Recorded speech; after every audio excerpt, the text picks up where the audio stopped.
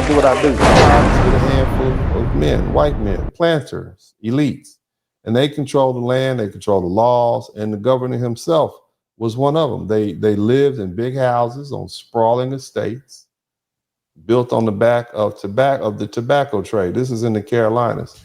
And these men had power, they had wealth, and they had the ear of the king. That was their buddy. At the bottom, that's where the story really begins, because down there, side by side, were two groups who bore the weight of making this colony run. On one side, you had poor white people, indentured servants, brought over here from Europe, looking for a better life, escaping poverty and oppression. These were men and women who signed contracts in Europe, often out of desperation. They'd sell years of their lives, 5 years, 7 years, sometimes 10 years of hard labor in exchange for the promise of land, or at least a chance of survival once their indentured servitude was done. They cut down trees, they planted crops, they dug ditches, and they took lashings. These were technically free people, but they got beat with the lash if they disobeyed. They were only free in name. I'm talking about white people, bound by body, bound in body. And on the other side, you had black people. You had our ancestors. You had our foundational Black American ancestors. And by this time, many were no longer just servants for a term. They were in bondage. It had become permanent under law, and they were treated not as workers, but as property. And they carried the same load that the indentured servants, white folks, did under the same sun. But unlike the indentured whites, they had no promise of freedom at the end of their contract. And their children were born into slavery. Their children were born in chains. So picture that.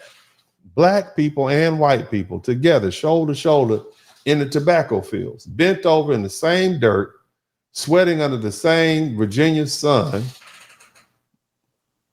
Both groups looking up and seeing the planters at the top, living life in comfort, drinking wine on the porches, probably messing around with their women. While the people who kept the colony alive starved and struggled. Now, tensions were rising, as you can imagine, because no self-respecting man is just going to sit there and take that. And life on this frontier was dangerous. You had the Indians, okay? They were being pushed further and further off their land by the expanding settlers, and they resisted. And they defended their homes, and raids and skirmishes broke out along the edges of the English territory. And the poor settlers, they begged, hey, look, Governor, we need you to give us some protection. The governor's name was Governor William Berkeley, like Berkeley University. He's like, nah, that's your problem. And why? Because, he was loyal to the elite, and he wasn't worried about poor people. He was worried about protecting the fur trade and the money he and his allies were making in secret deals with the Native Americans. So on one hand, you got the poor people getting raided and unalived by the Native Americans. On the other hand, you got the rich people working behind their back, working with the Native Americans. So you got poor people bleeding, and you got rich people getting richer. Okay, and that's when a young planter, his name was Nathaniel Bacon, and he was actually, I believe, related to the governor. Bacon wasn't one of the in crowd. Okay, he wasn't cut from the same cloth as the governor's men. Okay, he had land, but he didn't have any power, and he was angry, and he saw an opening. He looked at the frustration boiling up between the poor people, among those abandoned by the governor, and he made a promise: if I will fight for you, I will protect you, I will take on the elites who ignored you. And in that moment, he became a rallying point, not just for poor whites, but for the enslaved Black people, our ancestors. And here's the part most history books skip. The rebellion wasn't only white men with pitchforks. It was an alliance of people, poor whites who felt cheated of their promised freedom and land, and enslaved black people, our people, who had nothing to lose.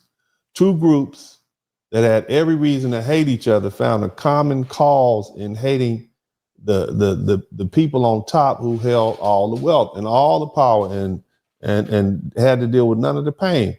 That's what sparked what is called Bacon's Rebellion. What's up, what's up, what's up? Welcome to the broadcast. This is Uncle D. People wash their ass in the tub, Kamala Harris. You were tuned in to Uncle D. D's black man talk. Pull up, homie, take a seat. Don't be a shadow watcher every day. You learn something and you earn something. And let them know and drop some money in the plate. It's getting cold, ladies, talking ratchet. There's a king here, grab your coat, zip your jacket. Keep quiet for a second, close your jaw. Attorney Spurling, this ain't Pearly, know the law. Talking Constitution, pushing pins when he shooting, give him that. Masculinity, just for the record, sprinkle that. You can keep your cat, gotta cut it. Only cat he rubbing, gotta love it. I call it Holly Buddy. Gotta vote your interest, voting earns. Presidential, this is for the money that I earn. When you gon' learn, my people, that evil mixed with evil. No matter what you're doing, baby, this ain't equal. Sometimes when you're special, you get hated. The test is for the best, you're damn right, my people made it.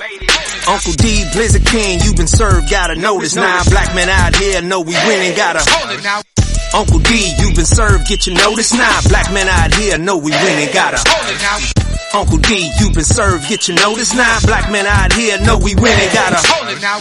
Uncle D, you been served, get your notice. Now black men out here know we winning, gotta hold it now. Hey man, I'll do what I do. Somebody need to whip your ass. Get up and whip him, Sweets. Hey, don't be putting the money in my hand all rough. Take your ass out here. You buy you a Flowbee and cut your own damn hair from now on. Then it's Spurling, got the mic on fire. Black father, I have black son. Tune in, weekly feeling inspired. From the heart, real talk ignite. Every episode brings the light. Subscribe, hit the like, won't you dare. Share the love, you know it's family. Join us every week, don't be late. Drop some coins in the collection plate. Drop some coins, enjoy the ride. Come say hi, catch the wave, don't pass by. Lifted spirits always in sight. In this podcast, joy takes flight. Subscribe, hit the like, won't you dare. Share the love, you know it's fair. Join us every week, don't be late.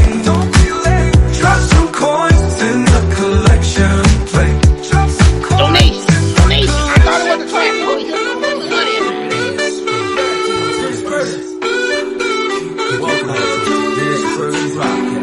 Hey man, I'll do what I do. You know that. Your ass, Clarence, don't come over here. Now what? You tall black women up inside. I don't give a fuck about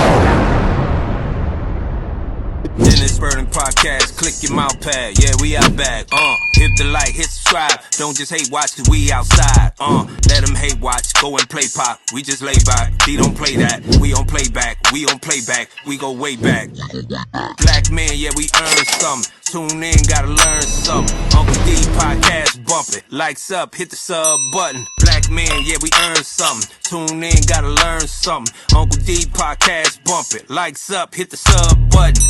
This is Dennis Spurling podcast. Don't just hate watch, hit subscribe and let them know we outside. Don't hold hate, donate, super chat, cash app, put something in the collection plate. Church.